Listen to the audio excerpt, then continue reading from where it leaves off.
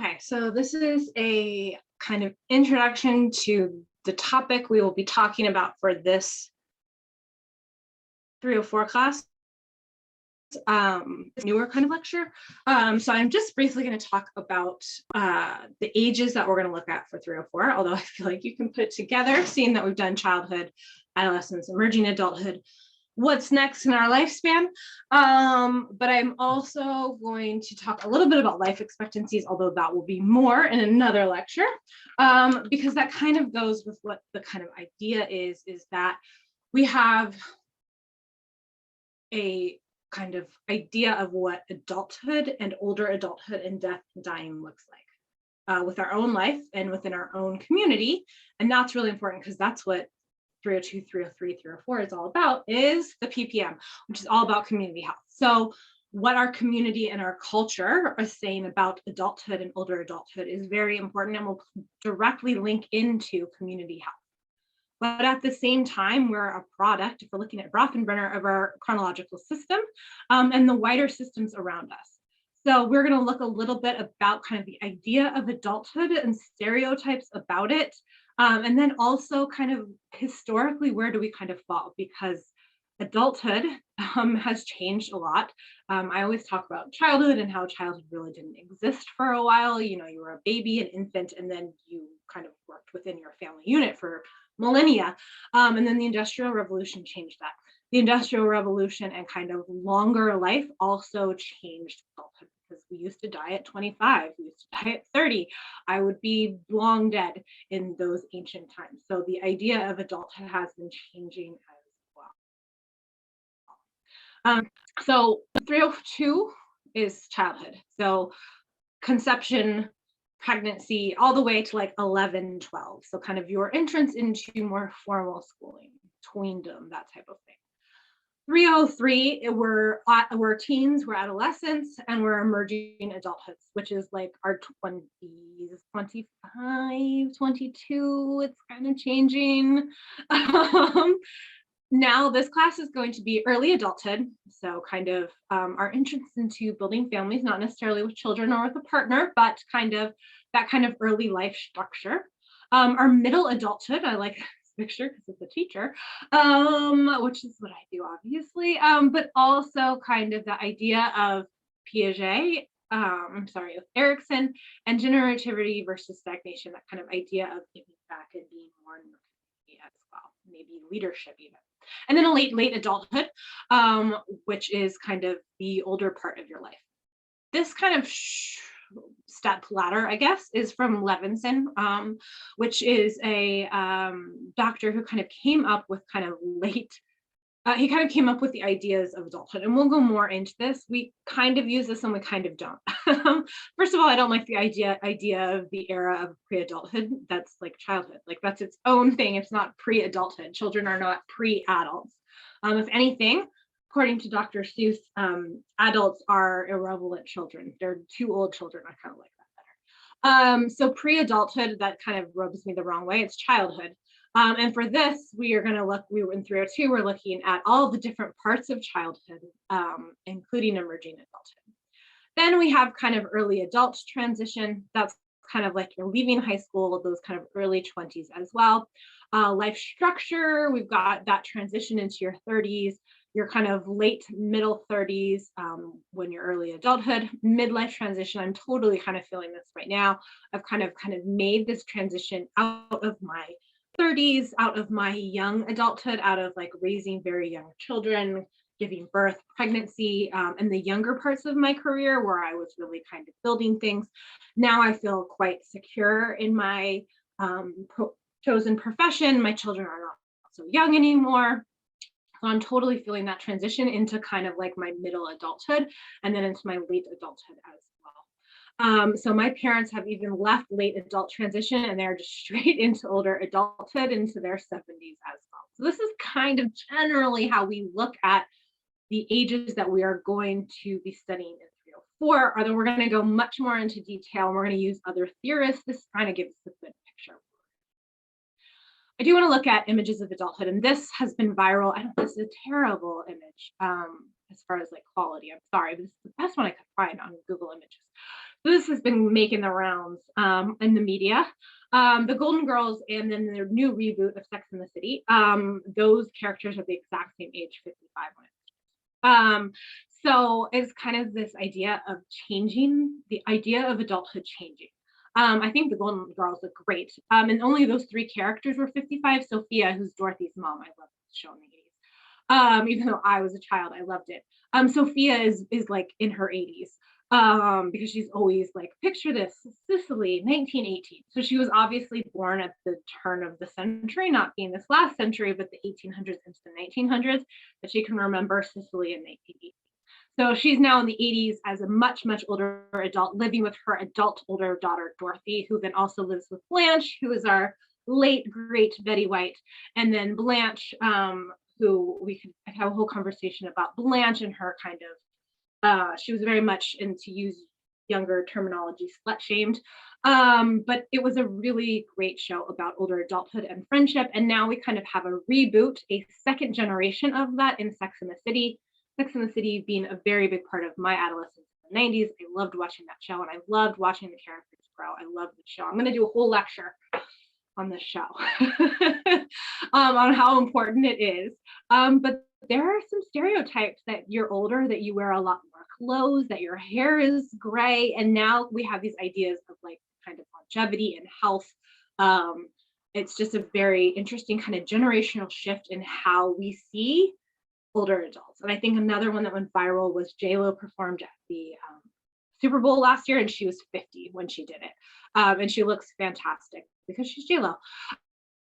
The idea of a performer in their 50s and things like that, and what different generations would expect of an older adult, maybe even a female older adult and a white woman adult in different generations in older adulthood is always kind of shifting. And it also might play into stereotypes that we might also have about older adults as well. I think one that they're kind of pushing back on is there hasn't been that much sex in the City, but the idea that you can still have sexual intimacy later in life as well. We're going to have a whole lecture on sexuality later on.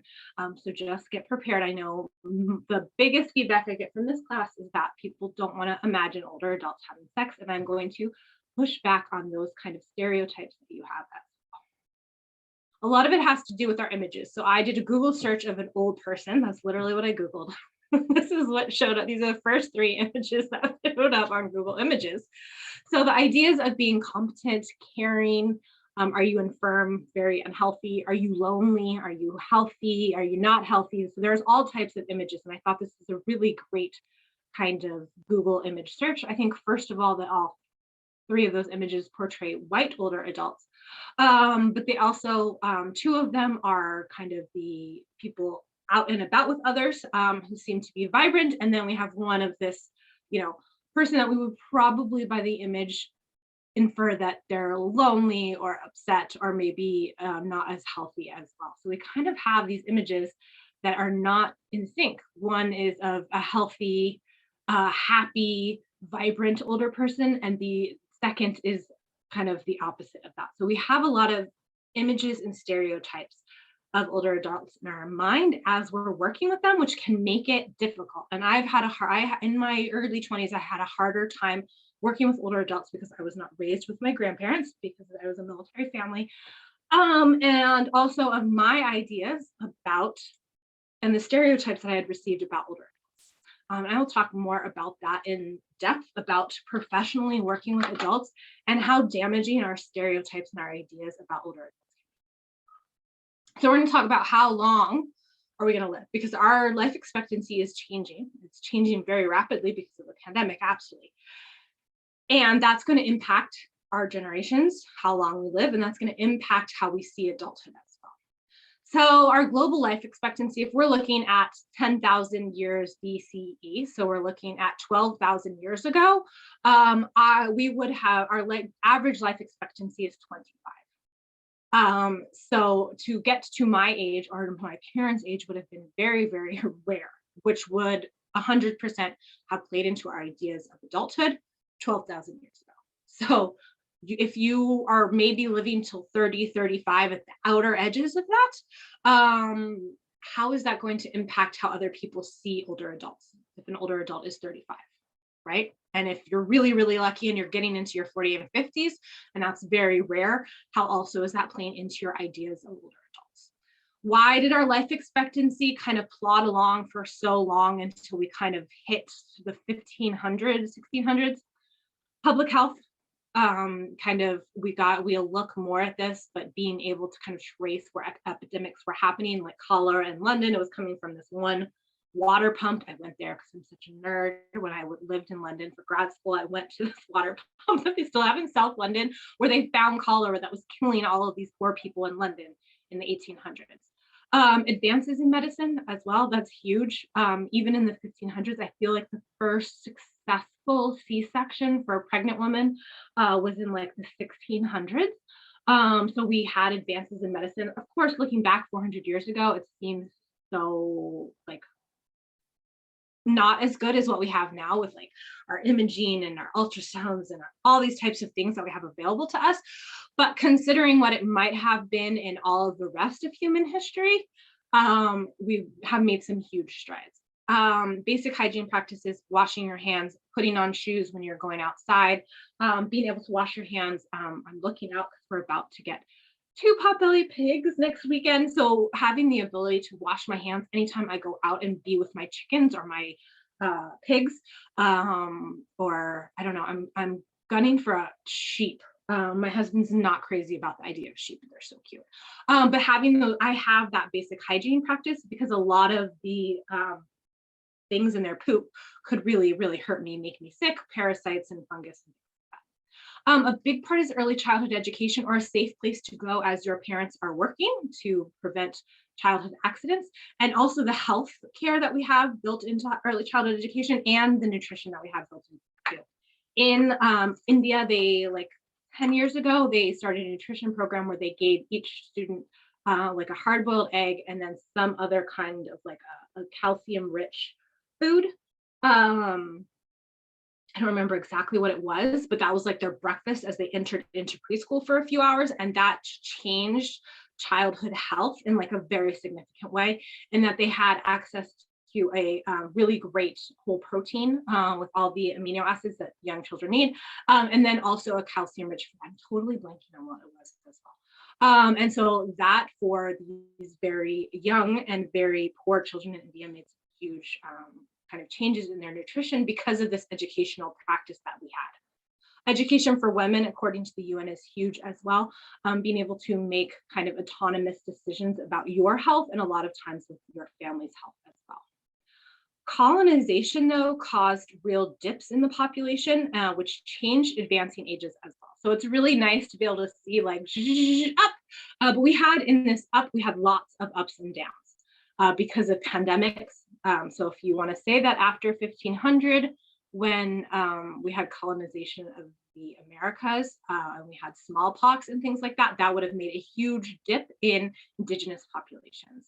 Even the Irish had their potato famine in 1850, which was partly agricultural, but a lot of it was the practices of the English.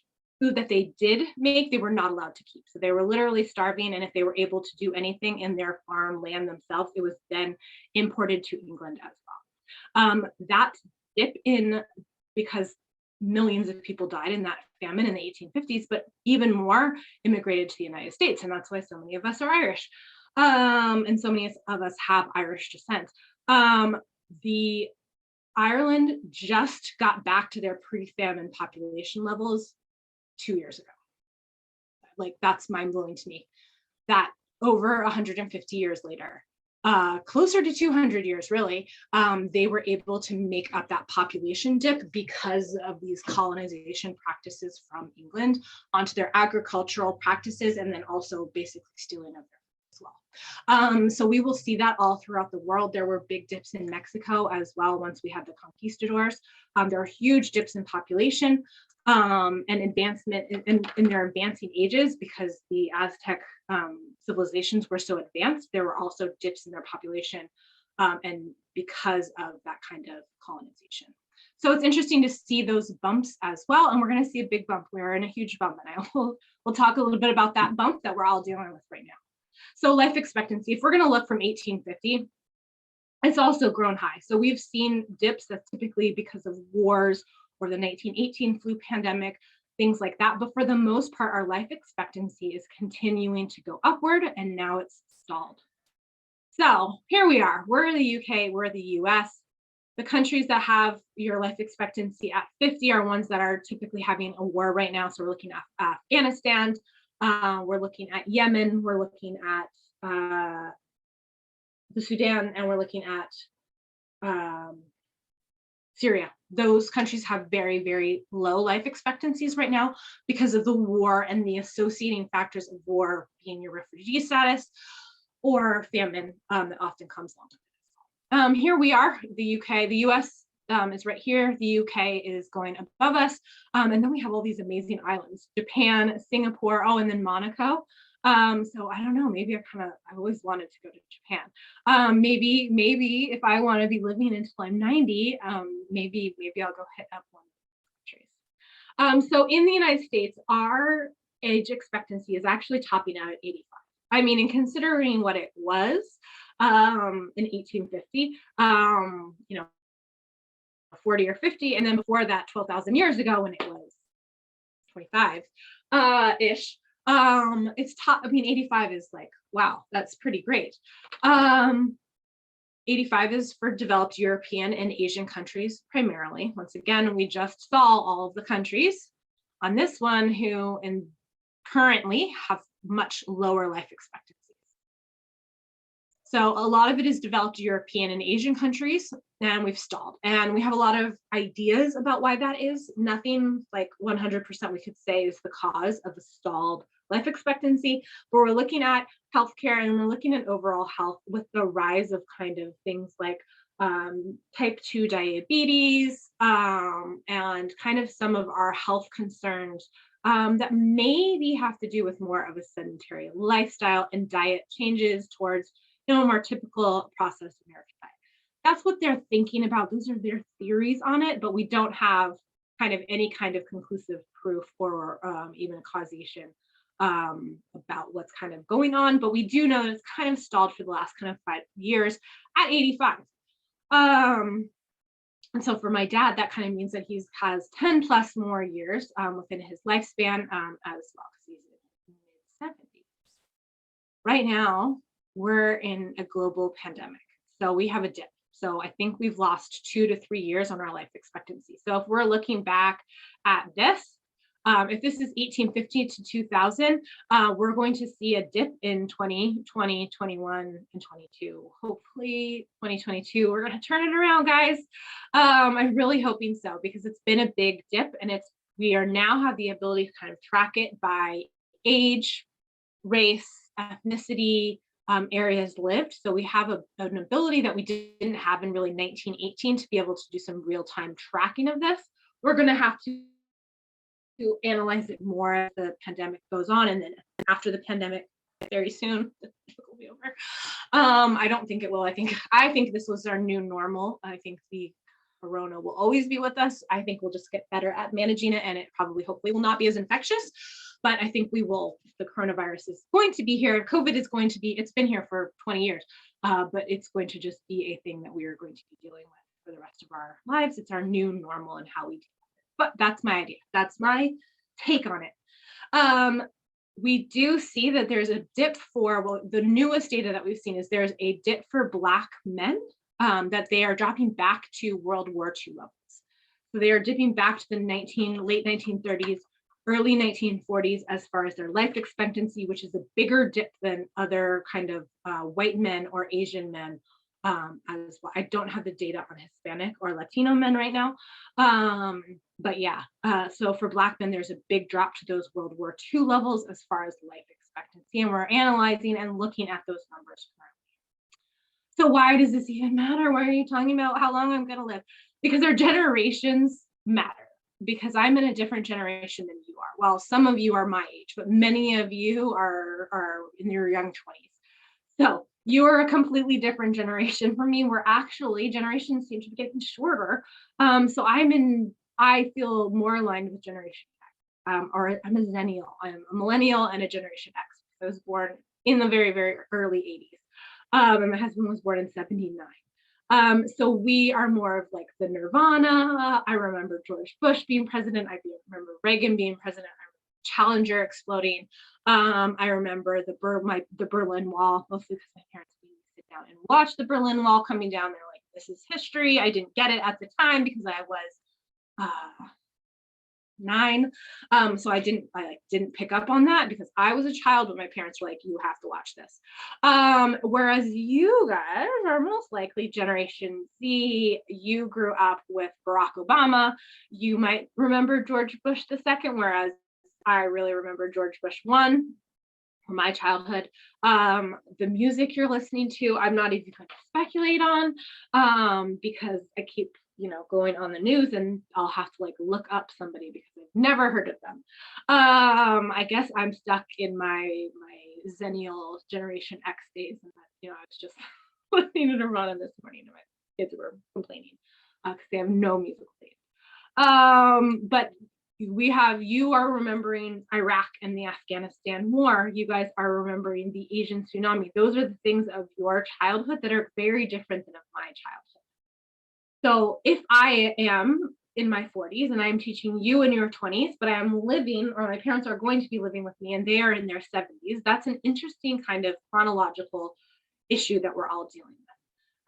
And that I'm the sandwich generation, so I can remember my grandparents who are builders, my parents who are baby boomers. I'm Generation X, and I'm teaching Y and Z. So that's very interesting. What do you, as the younger generation, think about me and my parents? What are your ideas, images, stereotypes, even about me? Am I Karen? Am I just so cringy? That type of thing. What does it say about your ideas about your parents and your grandparents? So if we are living longer, we're going to have more interactions with those younger generations, for better and for worse. And as you guys come up and you guys enter the profession, your ideas about me and my generation, if they are positive or negative, are going to kind of impact our work lives, our personal lives, as we kind of negotiate these different types of generations. I do want to talk about I love this. You could probably click out of this. Only watch this if you're interested.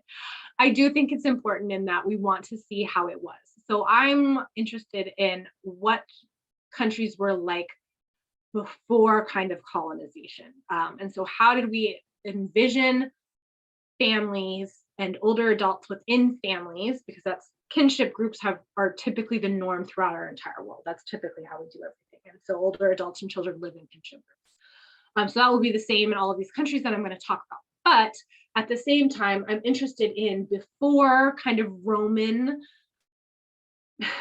like any or British or any kind of colonization. And so I'm trying to go back even before Roman times, because Romans were some of the first to, but even like we've always been conquering other people. It's very, very hard to, and I'll talk a little bit more about this when I talk about Africa, to find people that didn't come through and try to put their culture and their beliefs and their ideas on somebody else. Like even going back 5,000 years before in BCE, it's hard to find cultures that didn't have either communication with other cultures near them or were in a constant state of war and conflict. The ideas of colonization are not new. It didn't just happen in the 1500s, 1600s, 1700s. It's always been happening. But at the same time, I was trying to throw it back to like ancient times to kind of have an idea of, even before we had these global colonizations, what was kind of our view of children, families, and adulthood. And so this is going to be about older adulthood. Actually, if we're looking at Confucius in China, which is he was 559 to 479 BCE, so 2,500 years ago. He has this Ren symbol, which is basically compassion for others, humanity. And this adult development book that I have, this is the quote that kind of encapsulates their idea of Confucius, who's this moral leader of the Chao period. And adult a state of attainment, the continual process of cultivating one's humanity. I would say that children have just as much humanity as anybody else. If you've taken a class with me, you know that I have a lot of ideas about childhood. But I do love this process of, I would say, humanity, or just our entire lifespan is a state of attainment. and is not a state of attainment, the continual process of cultivating one's humanity. So our entire lifespan is devoted to that idea. Kind of really love that, and that really resonates with me about how we use our compassion and our humanity towards other people. In this specific Confucius time, in the Chao period of China, typically it seems like, and I'm not a Chinese history expert, but I am a family expert, or I try to be, and I'm learning more about history every day. I've been working on this for a little bit. So at 6, till 6, you were about taught at home. 7, you were separated by sex, female, male. At 9, you were taught math. At 10, formal schooling begins. At 20, you had a coming of age or initiation rites, which are very common across the globe for all communities and cultures. At 30, you had marriage and kids, probably for the men we're talking about in this one, whereas women would have started their children and their childbearing much younger. 30, 35 is quite old to kind of start this. So women would have started their childbearing and their marriage much younger, probably at 20 after their coming of age. 40, you begin your career as a scholar or public servant, and then 50 to 70, you continue your career as a public servant. A lot of this would be non-rural in larger cities in China, where we know in the Chao period they had very large, industrial, but centralized government, strong governments as well. So living in those larger cities, you would have or even larger towns throughout China, you would have had public service. And once again, this is probably, especially the later years, more tailored towards men as well. The Bantu people, I think, are very, very interesting. And these are people of kind of a lot of from Central America who have then gone to Eastern and Southern America. So they were actually a lot of the people who were taking over different cultures. So a lot of African Americans in the United States have Bantu genealogy. So if you've ever done a 23andMe, you will probably see that. About 30% of African Americans today have some kind of Bantu ancestry in their 23andMe. And that might be why you might have some issues. Some sickle cell might be prevalent as well in those genes, and then lactose intolerance as well is also seen as the Bantu genotype as well. I wanted to pick them because of their kind of transatlantic kind of slave trade entrance into the United States, which impacts our culture and our communities and our public health now, but also in that they migrated all over Africa, and Africa is gigantic, and they're 30% of those total population. And they have even now, because of kind of Africa's political situation, we have quite a few Somali Bantu people back east as well. They were probably the first people to do metalworking, which we attribute a lot of times to Europeans in like the Middle Ages. But actually these Bantu people were probably the first ones to do it 4,000 to 3,000 years ago, so quite a while ago. Bantu just means the people are humans, which is very similar when we hear indigenous groups talk about themselves and the names that they give themselves. It's usually the humans, because that's what you would call yourself. That's what I call myself. I'm a human. They typically, and to this day, still have very strong ties with multifamily units. So a mother and a father coming together would have different ties to different family of origins, coming together to make one kind of family unit, and then having children and grandchildren today, with grandchildren passing on a lot of the oral history to the younger generation. And in South Africa, 90%, and they said that was probably an underestimate, have their grandparents or their older adults living with them. So those are very common. It's not that high in the United States. It depends on culture as well. But before death, these elders who live within the family are kind of asked with teaching, they're tasked to teach and to pass on knowledge and expertise to their children. I've got I linked to a PDF about in ideas about familyhood in cultures of the Bantu people as well. And then there's very strong ties after those elders have passed on. There's very strong ties with their family after death, with their ancestors still being seen as vested with authority and influence with the family after death as well, which is also something that white American culture might not have that same kind of relationship with. And I think it's important to see how cultures, why history is important and how cultures have developed is then going to impact today in our community health. If you are working with a group who still has a relationship and communication with people after they have passed on, that might impact their health and their feelings about their health as well. And so we need to kind of have those understandings about different cultures and how they see older adults within their family, the role that they play, and then even after death, what kind of role they might play. Ireland, my mother's side is Irish. My husband's 100%, and on his dad's side, they mix it up a little bit. There's some Scottish in there too. I only have this picture right here because I have a picture of my dad when we went to Ireland in the 1990s. Very casual. There's like a sidewalk literally right there, and he's like casually like touching this like 10,000-year-old intricately carved stone. And I'm like, now looking back, I'm like, I really hope they put up like a guardrail. I'm not sure that like tourists should just be allowed to touch it. Like at Stonehenge, you can't get within like half a mile of it, except on the equinox or in the solstice when you can literally party at Stonehenge. I didn't know that when I lived there, or I would have. Someday I'm going to go back and I'm going to spend the night on the solstice at Stonehenge. That seems amazing. So in Ireland, typically we had very paternal kin groups because there are hierarchies of kings, warriors, artists, and artisans at the very top, and then the rest lived a very rural lifestyle as well. And Ireland's a very, very continuously to this day, a very rural place. When I was there a couple years ago with my best friend from grad school, I was like, oh, this place is 200 miles away. Let's go. And she was like, that takes all day. And I was like, that should only take a couple hours. And she's like, this is Ireland. And then I went somewhere like 50 miles away, and it took like all morning, and there were like sheep in the road, and the bus driver had to stop and like get the sheep off the road. And yeah, it's very twisty and turvy, and like not everybody has the right of way, and it's continuously a very rural place.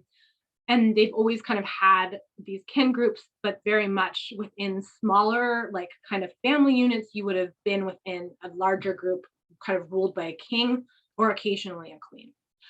Fostering a child, though, I thought was really interesting because it's an honor. It was something that you wanted to do, were expected to do, and didn't think of as an obligation, but as something that you were honored to do. And we could see that fostering children from other groups would also increase your social cohesion. So like if you were raising it from another kinship group, you would have that link within that other person, which makes social cohesion much stronger, our community stronger. The Irish had a lot of conflict with the British now, very historically and very famously, but even before with people from the mainland and with Vikings, and then with themselves. Wars, raids, and hostages within the island with different king groups were very, very common. Typically land was owned by a family, though, which I think is interesting, and not a single person. The oldest person in the family, who was a man, typically was given special responsibility or authority over the group and the kind of the land holding, but it was owned by the family kinship group tribe. This could be a woman. She would typically have to be noble born of like a king or a warrior, and she would also have to be a very strong warrior as well. There's a very famous kind of pirate queen of Ireland, of Northern Ireland, who was nobly born, married another king to try to unite these king groups in Northern Ireland. She didn't like him. She kicked him out of his castle that she had come to live with him in. Took a much younger lover, but he still like lived in a secondary castle and like helped her raise her children. I don't remember what her name was, Maeve or something like that, but she's a pirate queen in Northern Ireland because she led a lot of raids against other people because she was a very fierce warrior historically. She was seen as a big warrior, and so she would lead raids, and that's why she was able to kind of live a more unconventional lifestyle because she had that kind of royal lineage, and also she had shown herself as a very capable warrior and leader of these kind of groups as well. And then I think this is my last one. Yeah, this is my last one. So, okay. The longest living continuous culture in the world is our Australian Aboriginal peoples, and they have been living in Australia for 60,000 years. 60,000, 50 to 60,000. That's amazing. So they immigrated from Eastern Africa, seafaring along the coast, India, all the way down to like Indonesia to Australia 60,000 years ago. And they've had the oldest living continuous culture. It's amazing. There's lots of cultural groups within the island of Australia, and then there's other islands around Australia. They're not Polynesian people. Polynesians and Aboriginals have a different group. They immigrated differently. Well, that's a misconception I've heard students have before. So their migration patterns were different in the last 60,000 years. They were very, very mobile. A lot of times we want to say they were hunting and gathering, but they had agricultural as well for all of those years. So you would call your father and your uncle the same name, and same for your mothers and your adults. Infant betrothal was very, very common in order to unite kinships and groups of tribes. But typically adolescents lived together before like kind of making that betrothal official with like a marriage rite or passage or something like that. You might say, oh, these two people, because we want to have some kind of social cohesion between these two groups, these two babies are going to marry each other. Well, they grow up and maybe they live together and it's just not gelling. There seemed to be some kind of out as well. And then sometimes even they wouldn't officially kind of go through a marriage rite until they had a child as well together. It seems that polyamory was very common because there was a scarcity of women as well. So that's really interesting as well, because that's something we have a lot of ideas about, polygamy and polyamory in the United States. So it's interesting to see that this in ancient times it was quite, because there might be a scarcity of men or there might be a scarcity of women. So like indigenous groups in Mexico, China, the Aboriginals, even in Middle Eastern and African states often practice some kind of polygamy or polyamory or something like that because of scarcity. Initiation rites were really interesting and very common. We have initiation rites and coming of age rites all over the entire world, and we always have. This one's interesting, and that's a symbolic death before being reborn as a man. Typically for girls, it would have been through the advent of menstruation, which is where most of ours come from as well. We still have a lot of rite of passages around that too. Adulthood brought an increased status, but added responsibilities. A vast store of information had to be handed down from one generation to the next. So this is going to get into what their thoughts about adulthood and older adulthood were, which are very similar to the Bantu people in Africa of like, we have this cultural knowledge, this agricultural knowledge, this life knowledge that needs to be passed down to younger generations. And I think this picture is great of a little toddler getting some kind of instruction from not an older adult, but from older children about how to take place in some kind of ceremony. And so we would have had even older adults doing this as well. Birth and death were often very open-ended. So a baby was seen as receiving kind of their spirit from a dreaming. And a dreaming is kind of how the spirit ancestor passes on things to the current living generation. So that's how they pass down their stories, is through their very specific art, which is looks like this. You should look it up, it's amazing. It's beyond. But their ancestors are spirits who are very, very much within their culture now, and they're handing down their art and their ceremonies and their songs and their stories. And then sometimes even through birth and death, giving the spirit to the baby, and then the spirit going back into the dreaming or back into the spirit as well. So that would be an important thing to think about when we're thinking about community health and generations as well, is like with the Bantu people, how are we kind of seeing your relationship with people who have passed on, and how might that affect your current health personally and in a community way as well. This is history and sociology are my kind of passion. I love to read about this type of stuff, and I like to learn as much about how other people see our lifespan, specifically childhood, parenthood, and then kind of our passage into death and dying. Those are the parts of the lifespan that I really, really dig, and how I love to see how other people um, are thinking about those as well throughout their cultures as well. And I think it's important in our practice with people, because we're so lucky to live in a culturally diverse place, to see how other people around us might view these types of ideas as well. Okay. That was kind of long. I hope you stuck with me. I'm not sure if you thought it was as interesting as I did. I really hope so. But we will have one more week online, and then I will see you. All right. Bye.